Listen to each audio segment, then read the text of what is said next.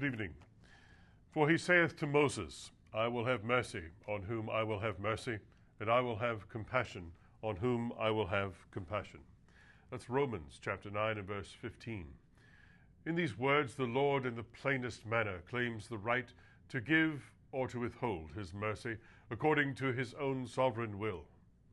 As the prerogative of life and death is vested in the monarch, so the judge of all the earth has a right to spare or condemn the guilty, as may seem best in his sight.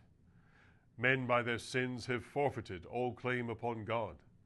They deserve to perish for their sins, and if they all do so, they have no ground for complaint. If the Lord steps in to save any, he may do so if the ends of justice are not thwarted. But if he judges it best to leave the condemned to suffer the righteous sentence, none may arraign him at their bar. Foolish and impudent are all those discourses about the rights of men to be all placed on the same footing. Ignorant, if not worse, are those contentions against discriminating grace, which are but the rebellions of proud human nature against the crown and sceptre of Jehovah.